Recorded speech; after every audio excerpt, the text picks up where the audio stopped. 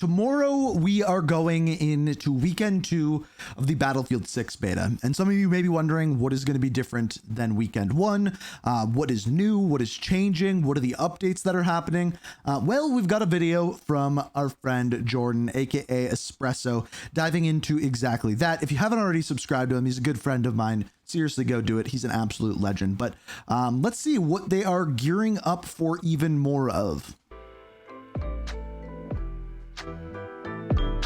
Weekend 2 of the Battlefield 6 multiplayer beta kicks off here early Thursday morning, or I guess depending on where you're at, overnight from Wednesday into Thursday. So I believe it's the same time as weekend 1, so 4 a.m. Eastern Standard Time. today I want to take some time to run down what's new and what you can expect to see within Battlefield 6's second beta weekend. As we go along, drop your thoughts. What are you looking forward to seeing out of the week 2 offering? Drop a like if you guys enjoy, and make sure to subscribe to stay updated with all things Battlefield 6. We're only just getting started. There's still a lot on deck that I want to talk about, that I'm excited to see where this goes in the future. So I'd love to have you in the community.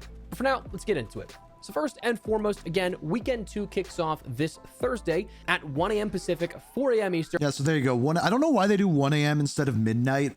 It's a little bit weird, but that's what they're doing. 9 a.m. BST, 10 a.m. CEST, and then outwards of times like 5 p.m. KST and 6 p.m. AEST. On screen, as we've done a couple of times, you'll see a nice little graphic to hopefully break down a few more time zones for you so that you're in the know and can hopefully make converting any time zone that may not be on that graphic at least a little bit easier. Like if you're trying to add 13 hours to your day or something like that, could add an extra step that might just be a little annoying. So hopefully that can help you out in some way, shape, or form.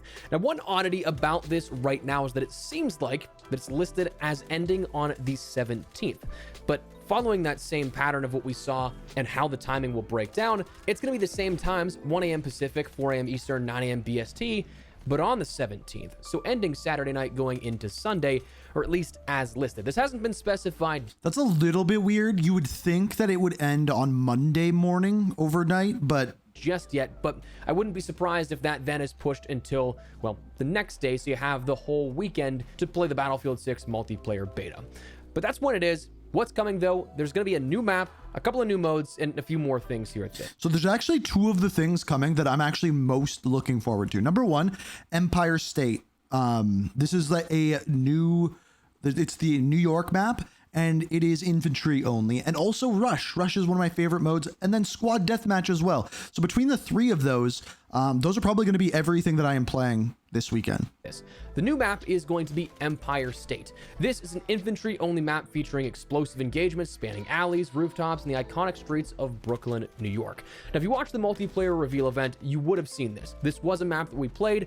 I honestly really like this map. It was probably my favorite of the what will be 4 at the time of this being released. But being that it is infantry only, again, it is kind of another meat grinder map. There are still a lot of long lines of sight and things like that, but you're not going to be seeing those jets overhead or anything like that. If I were to guess, because we have seen it in the trailers, we're going to see that a few blocks down the road when it comes to the full launch.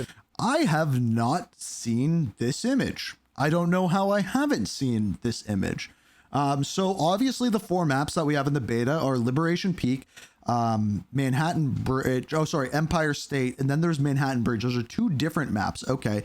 Then Iberian Offensive, the one that we're getting in the beta, by the way, is Empire State, but both of them are in New York, obviously. New Sobek City, we are obviously not getting. Mirak Valley, obviously not getting. Siege of Cairo, we obviously have got. Saints Quarter, and then Operation Firestorm. So obviously Operation Firestorm is going to be probably the biggest map, and then the Mirak Valley is probably going to be one of the more wide open maps of the game, because we do have that map of Manhattan Bridge that looks to be something that showcases a bit more of the all-out warfare. But yeah, so the Manhattan Bridge one isn't going to be infantry only. That's, I think, the biggest difference. Empire State will be coming here to round out our maps for the beta. But you also, of course, have everything existing from weekend 1 still coming over. So you still have Liberation Peak, Iberian Offensive, and Siege of Cairo, all in their larger scale formats for Conquest and Breakthrough, but also the combat zones you've seen for Domination and King of the Hill. And speaking of which, you're going to see a couple more of those in the new modes coming here, which are Squad Deathmatch, Rush, and a Closed Weapons Breakthrough. Now, Closed Weapons Breakthrough. Okay. Deathmatch. It says you can grab a gun and squad up for a fast-paced, close-quarters deathmatch. 4 squads compete for victory with one simple objective: The first to reach the kill target wins. So to win this, you have to get 50 kills as a team. This is 4v4v4v4. So think multi-team from Black Ops 2 is the way that I like to think of it, but with a little more chaos on the smaller scale versions of the larger maps. You're playing on a combat zone for this. Now, if I'm not mistaken, because we didn't play King of the Hill at the reveal, and we haven't played Squad Deathmatch since the reveal, so trying to remember the matchup of the two, I'm pretty sure that the combat zones here that we have for King of the Hill are the same size and same locations as that of Squad Deathmatch. Should the one be. thing that you have to bear in mind is that kills, of course, are the biggest thing you're going here for. So one thing you really want to try to do is revive your squad mates, because if they die, well, that counts for the score towards your enemy team. So make sure you're all running together. You're going to end up seeing that you want to stick together for this game mode. This is going to end up being one of the biggest problems with Battlefield 6, is that in a mode like that, there is no reason for you not to run support and just revive at all times. Because you can use all of your weapons on that one class, that is what everyone is going to be using in that mode. If you're actually trying to win, if you're trying to play Lone Wolf, you can. It's probably not going to go as well for you as you'd hope, but that's coming with Weekend 2. Rush, you have to arm and defuse the different sectors of MCOMs. So one side tries to keep the other at bay, the other's trying to destroy the MCOMs. That not necessarily a new formula or anything groundbreaking. Yeah, that's an old school Battlefield it will be coming game within the Weekend 2 beta. And then closed weapon breakthrough was something that was mentioned. This was actually only listed on the Battlefield 6 website, likely part of the and more segment of the roadmap for the beta graphic that was. I'm wondering if they're going to have a couple surprises on Saturday and then be like, we're pushing it one more day until Monday. I'm wondering if that's their plan. Field, but it's going to be another way to play closed weapons. Conquest, of course, was his first weekend, and now that's going to be there again for Weekend 2. So you're going to have two playlists that you can try out, the closed weapon versus the open weapon system for the rest of the playlists. Now, I'm very, very curious how this will be handled in the full launch. Like, are we going to have rotating modes at that point? Or is there going to be... So there's a lot of questions I have about the full launch. So is he going to talk about this? No, I don't think he is. Like when the full launch of the game comes along, the two biggest things that are going to be there that aren't there are Campaign and Portal. Those modes are coming. Now with Portal comes a server browser, so that's kind of new as well. There's also going to be 5 more maps, more weapons, more levels. Is essentially you're taking the beta and those are the things that you're adding. An even split of open versus closed for every single mode. I mean, I guess we'll have to wait and see, but it's interesting that right now we have less modes for closed versus more for open, but I'm just curious how that's going to go at launch. That said, all existing modes in Weekend 1 will also be returning: Conquest, Closed Weapon Conquest, Breakthrough, Domination, and King of the Hill. Now, additionally, in Weekend 2, we'll see new challenges for rewards to earn, those being... So those are the in-game rewards. So those will probably be for unlocking more levels. So the higher level you get, the more items you'll get. So the vehicle skin and the weapon distance package to your account at launch. You have 3 more challenges coming here with Weekend 2 to capture 42 flags in Conquest, Domination, or King of the Hill. If you do that, you get the War Machine vehicle skin. If you get 200 kills or assists overall, you get the Bat Company dog tag. And if you capture 10 sectors in Breakthrough or Rush, you get the Dominion weapon package. So, I really like these challenges that they do. A couple of things you can still end up earning this time around, which is definitely nice. That leads me to the next question here. Next segment of what I want to talk about is stuff that carries over. While we have 3 additional challenges coming within Weekend 2, that doesn't mean the challenges from Weekend 1 go away and are not available to be completed. Those will still be transferring over, so if you didn't hit level 10, 15, 20, you can still get those 3 rewards. You can still get the 4 class-specific challenges and their rewards as well. So now you have 10 total to complete within this upcoming... If, when the game launches, they do weekly challenges like this, where they maybe put in 5 to 7 weekly challenges along the lines of these, enforcing objective play, different ways of playing the game, fun little things, maybe using tanks or using planes or whatever it may be, this is a really good way of keeping engagement up, in my opinion. Coming weekend. Your level progress also should still be sticking around. So wherever you were, if you wanted to try out some more weapons, but maybe you're like 1 or 2 levels off from max, you still have the opportunity to rank up a little bit more, which will reset at the final launch of the game, and just try them out for the second weekend here. So definitely nice to be able to continue through that. Of course, Twitch drops are also going to be available once again here through this.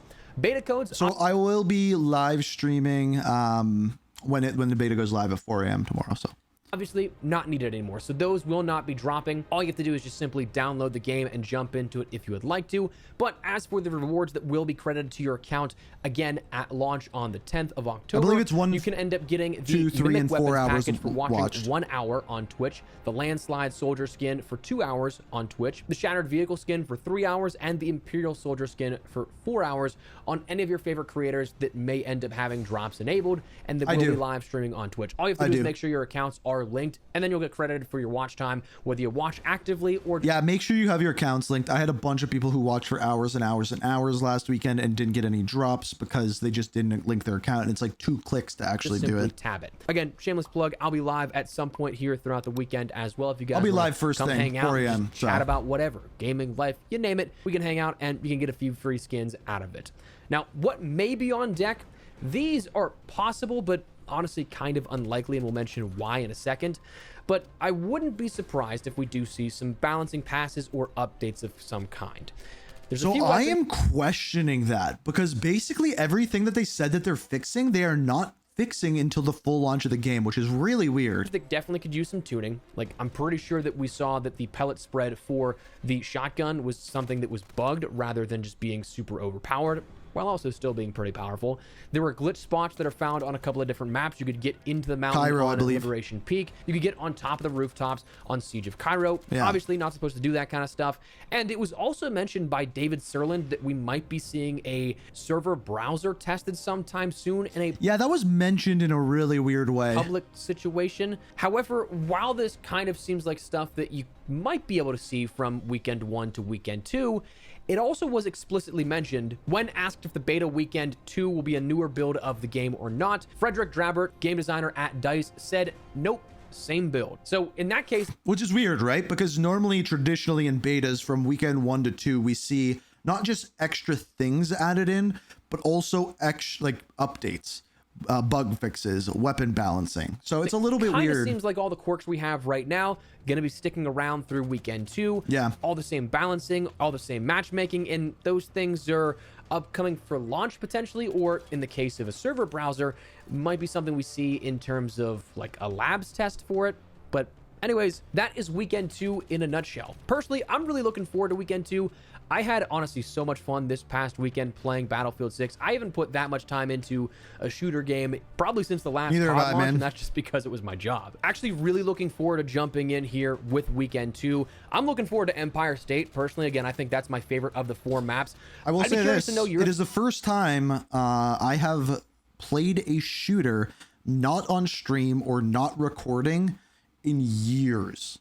So that tells you how good it is. thoughts on it. It might just be one of those maps that I got the hang of early on and it just felt good, so therefore I liked it. But anyways, also looking forward to seeing if this can continue to push forward. It seems like people really enjoyed weekend 1 of the beta. As recording this a couple of days earlier, I'm not entirely sure if there would have broken another record, but to cross 500,000 I wonder if this is going to get beat, like on Saturday, like during the day or something. players on Steam It might. concurrently is pretty crazy. I mean, that was something that broke Call of Duty records. It broke higher viewership numbers, higher than all-time peaks of games like Siege, Overwatch, Tarkov, and PUBG, which is insane to consider. That was with because of some the those Twitch behemoths drops, out there. So it seems like the excitement was definitely palpable. For beta People codes. really wanted to jump in and check it out. And it seemed like that may have carried through the weekend. So I'm wondering if this can go 2 for 2 now on weekends 1 and 2 of the beta. But we'll have to wait and see. For now, though, that's everything you need to know about the weekend 2 and what's upcoming. So drop your thoughts down below. Drop a like if you guys enjoyed the video. And make sure to subscribe to stay there with all things Battlefield 6 and even more FPS content. We got a lot of stuff upcoming that I'm very excited to share. It's been wild. It's been like going into the second weekend, the hype behind this. And then a week after that, we have the Black Ops 7 reveal. And then after that, we're going to start to get into GTA 6 stuff. And then there's Arc Raiders. There is just so much going on this year. So it's a good time to be at a channel like this. If you haven't subscribed to me yet, please do. We're trying to hit 100,000 subscribers by the end of this year. I think we can do it. Others think we can't. So let's prove them wrong. But yeah, I appreciate the support lately, and I will be seeing you guys either at 4 a.m. on tomorrow's live stream or in tomorrow's video where we play the new frickin' map in New York. Welcome to New York.